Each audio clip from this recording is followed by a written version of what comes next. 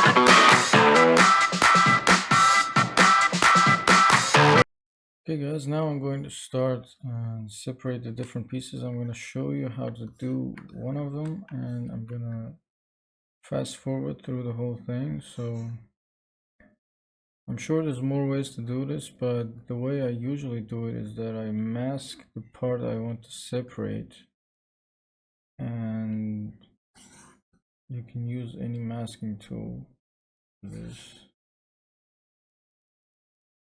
I'm trying to separate the head, so I'm masking the head. I'm going to the subtools and I'm going to duplicate this specific subtool and go to visibility, hide, and now I'm going to go to the geometry, modify topology, and delete hidden. And to finish this off, I'm going to select close hole to make this a whole thing. And now I'm going to switch to the other, control click outside the mesh to reverse the mask, and repeat the same cycle: visibility, hide points, geometry, modify topology, delete hidden, and close hole. And now if I click solo, you'll see that I have a separate mesh for the head and a separate mesh for the rest of the body, and I'm just going to continue the same process for the neck, torso, arm, forearm, hand, fingers, the thigh, the shin, and the foot. So let's get started.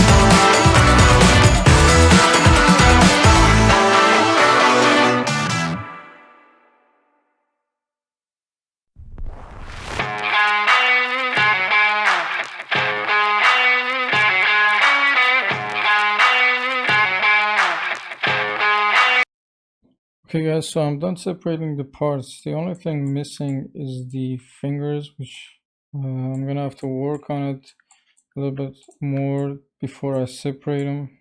Still pretty raw. And the foot, which is going to be separated into two parts after I give it a little more detail. And right now I'm just going to go ahead and start detailing the model. So let's get to it.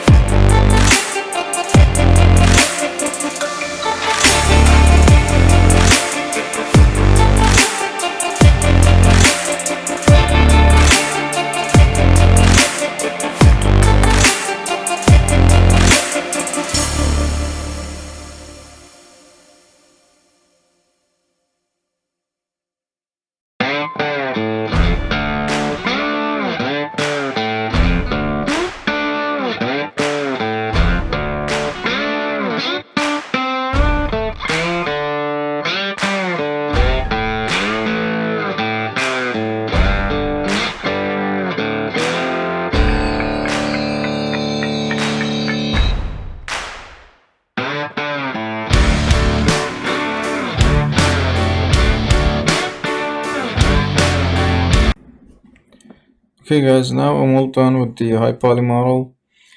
The concept is all the way done. As you can see, the details and the softness are all finished. The smoothness of the edges, the surfaces, and the sharpness of the edges are all complete. I'm satisfied with the details and everything. The only thing I'm gonna do now is to get the model ready to export, because currently it's 24 million and a half polygons, and it's not something I wanna export and import into Maya. It's not something that is easy to work with, so I'm just gonna have to get it ready to be exported. And the way to do that is that I'm going to select each part, and I'm going to go into Z plugin decimation master, and for this particular part, because it has a lot of poly count, close to almost 10 million, because of these details I had to give it a lot more subdivision than it could have been needed. So I think for this one, probably a percentage like 5% is going to be more than enough. And what this is going to do is that it's going to keep 5% of all the polygons that the model have, and it's going to be a lot easier to work with. And the next step would be to press the pre-process current button and let ZBrush calculate the number and placement of the polygons.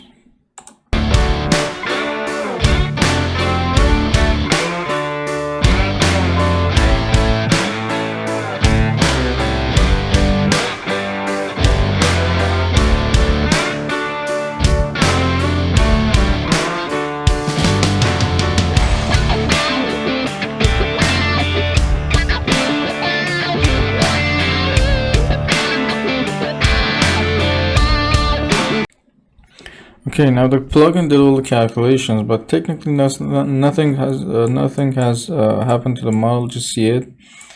And to do the final step, you're gonna have to press the decimate current. But before I do, I want to press Shift F to show you all the. Actually, let's press Control W. Okay. Now the model originally has this much poly count, which is 25 million. And if I press decimate current, you're gonna see the difference, like so. Now it has 15,000 points, which is something that we can easily work with in Maya and all the other softwares. And the reason is that half the character is deleted is because I want to well, the same process is gonna have to happen for all the parts of the model. And if you have two arms, you're gonna have to decimate them once each or both at the same time, which is gonna take longer. So I've just deleted all these so I can decimate these and mirror them to the other side to make it a little quicker. Okay, now so I'm just gonna go ahead and repeat the same process for all the other parts of the model, and we'll take it from there. Okay guys, this is the final look, and I'm pretty happy with the results.